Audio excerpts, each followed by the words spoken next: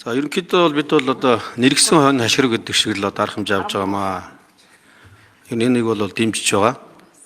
Тэгэхээр энэ ер нь бол арилжааны банкуд бол энэ с ิจ гтэй гүйлгээний дүрмээрээ бол иймэрхүү гүйлгээ бол илрүүлээд санхүүгийн мэдээллийн албараа явуулдаг. Тэгээд цаашаа бол шалгадаг. Нөгөө энэ с ิจ гтэй гүйлгээ хийгээд байгаа улсууд маань болохоор арилжааны банкуд ингээд тойрол данс нэгээд ингээд хийгээд яваад байдаг. За тийм учраас одоо энэ ажлыг нь бол зогсоохын тулд энэ хуулийн үндэслэлийг санаачилсан гэж ойлгож байгаа. Гэхдээ хамгийн гол нь одоо энэ с ิจ гтэй гүйлгээ хийгээд байгаа энэ улсуудыг одоо эрсдэлтэй харилцагчийн жагсаалтанд оруулаад энийг нь одоо бусад арилжааны банкуд санхүү байгууллагууд мэдэгдээд ийм өрсөн сэглэх арга хэмжээ авах талаар ямар ажил төлөвлөж байгаа юм бэ гэж нэгдүгээр асуулт. За нөгөө талаас нь болохоор бол энэ олон улсын энэ аппликейшнууд чинь бол ихэнхдээ олон улсын картын төлбөр тооцоогонд холбоод төлбөр тооцоо авчаад байгаа болоо гэж бодож байгаа.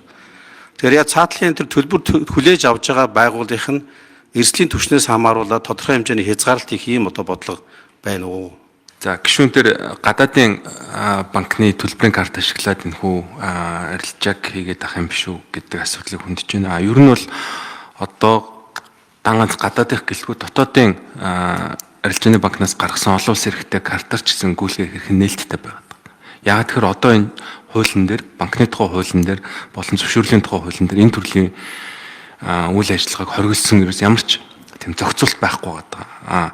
Ер нь бол цаашдаа арилжааны банкуд ч тэр бусад санхүүгийн байгууллагч тэр үйлчлэгээ үзүүлэгчтэй хэрэглэгчийг таньж мэдэх үйл ажиллагаа явуулдаг. Бид хүнээ KYC гэж нэрлэгддэг.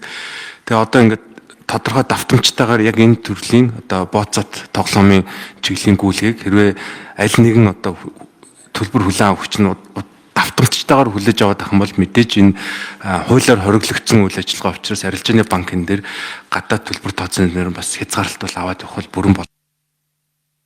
С ิจ гтэй гүйлгээ хийгээд байгаа этгээдийг харж агсаалтанд оруулаад дараагийн банкн дээр очиод ингээд данс нэгээд нь шүү дээ. Энэ үйл ажиллагааг зогсоох талаар юу хийж байгаа юм бэ гэж асуусан шүү дээ бас тийм. Ер нь бол энэ с ิจ гтэй гүйлгээтэй холбоотой асуудлыг бол бид бүхэн бол араас нь хөгөөл явж байгаа. Одоо ингээд хараад явахаар тухайн одоо энэ чиглэлийн гүйлгээ хийжсэн этгээд өмнө нь жишээлбэл голланд банкн дээр гүйлгээ хийжсэн бол яг тухайн банкн дээр нь хяналт шалгалт ирээд яг энэ үйл ажиллагаа зогсонгууд яг нэрээ солиод дараагийн эйжентээрээ дамжаад дараагийн банкн дээр явуулгаа. Энэ бүгдийг ингээд араас нь өөрчлөлт хянаал явж байгаа. Одоо жишээлбэл 2022 онд хамгийн их өндөр гүйлгээ худалдаа хөгжлийн банк хийжсэн бол 24 онд бол огт хийгээгүй яг энэ чиглэлийн гүйлгээ. Гэх мэтчлэн энэ арилжааны банкн дээр нь тавьж байгаа хэрэглэгчийг таньж мэдж байгаа нь үүрэг функцүүдэд чангатгаад нөгөө талдаа төв банкнд мэдээлж байгаа с ิจ гтэй мөнгөн гүйлгээнийхээ загвар дээр яг энэ чиглэлийн гүйлгээг ингээд давтамжтайгаар оруулаад ирэх үеэр энэ бол арилжааны банк тус бүр дээр маш багасаад явж байгаа.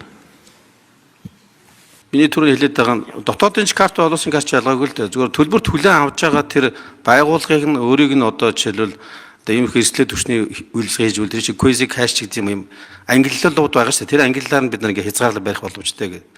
Хоёрдугаар болохоор бол энэ с ิจ гтэй гүйлгээ хийж байгаа хүнийх нь нэрсийн жагсаалтын ингээ арилжааны банк санхүүгийн байгууллагууд өгчөөч гэдэг байхгүй юу? Тэгэхгүй одоо ингээ цагтаагийн байгууллага санхүүгийн мэдээлэл өөрсдөө шалгаад илэрснийхэн дараагийнх нь бүр гүйлгээ гараад явсныхан дараагаар дандаа шалгалттай хийдэг. Дараас нь хөөс юм хийгээд байхгүй. Тэгэхгүйгээр анхны голомт банкн дээр гүйлгээ гарсан юм бол тэгэл голомтоор юм гарсан ийм хүн байгаа шүү гэл өгчөөд нөгөө банкуч нь эрсдэлтэй харилцаж жагсаалтанд оруулаад хязгаарлах юм хийгээд эхлэн штэ гэдэг байхгүй. Би одоо тэр талын юм их хоцрогдсон байд юм байна даа гэж хараад байгаа.